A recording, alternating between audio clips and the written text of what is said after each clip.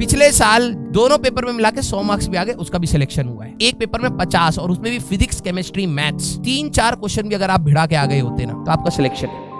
अभी भी अगर आप पिछले साल का एडवांस पेपर उठाओगे 2-3 क्वेश्चन आप अभी भी भिड़ा सकते हो, लिटरली बता रहा हूँ, अभी भी भिड़ा सकते हो। कहोगे सर ये तो आसान था, वही तो मेंटालिटी है यार, वही तो मेंटालिटी है। 2-3 क्वेश्चन आप आसानी से अभी भी कर सकते हैं। अगर आपको विश्वास ना हो तो मैं आपको करवा भी दूंगा। 3 क्वेश्चन तो आपको डायरेक्टली करवा सकता हूँ। आप खुद से बोलेंगे कि हाँ सर इसमें तो कुछ भी नहीं था। बस वही बात है, आपको अगर अपने पे कॉन्फिडेंस होगा तो टीचर की जरूरत नहीं पड़ेगी, वहां पर आप खुद से कर जाएंगे। आपको अपने टॉपिक्स को रिवाइज करना है। मैं आपको क्या कहूंगा, मैं आपको वो टॉपिक्स दे दूंगा कि किन किन टॉपिक्स को आप रिवाइज करना। कहीं ना कहीं कंबाइंड फॉर्म में क्वेश्चन आते हैं, आप उनको रिवाइज कर लेना। 1-2 दिन आपको रिवाइज करने में लगेगा, अपनी डीपीपी जो भी आपके इंपॉर्टेंट क्वेश्चन कर लेना, फिर आप उसमें अपना थॉट प्रोसेस एंड इनपुट्स देना, तभी आपको एक्चुअली में समझ आएगा। नहीं तो बच्चे क्या करते हैं, हर दिन सेशन आ रहा है, आप हर दिन उठाएंगे, लेक्चर सुनेंगे, क्वेश्चन करेंगे, उससे नहीं होता। जब आप अपनी थ्योरी को रिकॉल कर पाए और उसको लगा पाए और वहां पर डाउट जनरेट कर पाए कि यार मैंने ये फॉर्मूला लगाया, सर ने ये फॉर्मूला लगाया, इसमें क्या अंतर है, जब तक आप उस प्रोसेस पे नहीं सोचेंगे तब तक आप एनालिसिस या क्रिटिकल थिंकिंग के बारे में नहीं सोच रहे हो। देखो वही है ना, आपको अपनी रिवाइज भी करनी है। हो सकता है वो 1.5 या 2 घंटे का हो सकता है उसमें 10 क्वेश्चन हो, लेकिन वो 10 क्वेश्चन आपको दिमाग लगाने। भाई देखो मैं हमेशा कहता हूँ जेईई का अगर आप पेपर उठाएंगे, ऐसा नहीं है कि आपसे एक भी क्वेश्चन नहीं हिलेगा और ऐसा भी नहीं है कि आपसे सारे क्वेश्चन हिल जाएंगे। भाई देखो आप मेंटालिटी एग्जाम का समझो हमेशा इजी, मीडियम एंड टफ। ये आप अपने आप को बार बार बोला करो। पिछले साल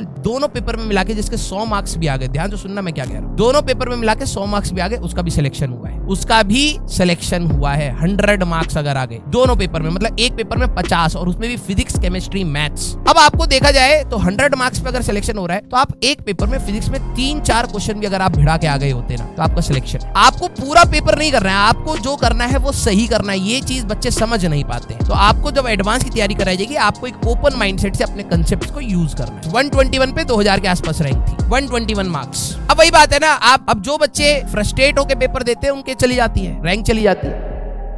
मैं कई जगह पर बच्चों के कमेंट देखे, इवन यूट्यूब पर भी देखे, आपके स्कूल के लिए क्या इंपॉर्टेंट है, किस टाइप के क्वेश्चंस आएंगे।